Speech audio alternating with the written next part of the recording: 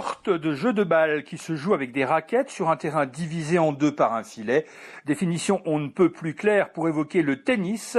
Or, ni le jeu ni son nom ne sont anglais comme on pourrait le penser, mais bien français, et en voici l'origine.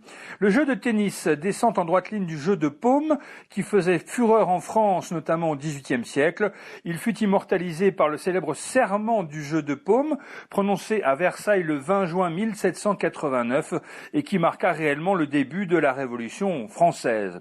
Initialement joué avec la paume de la main nue, d'où son nom, puis avec un gant, il devint progressivement un jeu de raquettes, les concurrents se plaçant de part et d'autre d'un filet.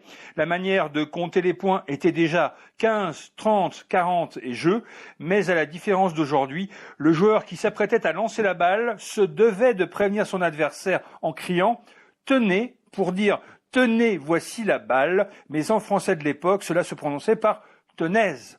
Tenaise que les anglo-saxons traduisent par tennis, le nouveau nom du jeu était né et allait connaître le succès que l'on sait.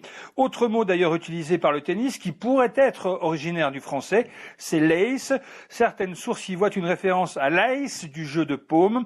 Il pourrait s'agir de la planche placée sur les murs qui donnait le point immédiat si elle était touchée par la balle frappée à la volée.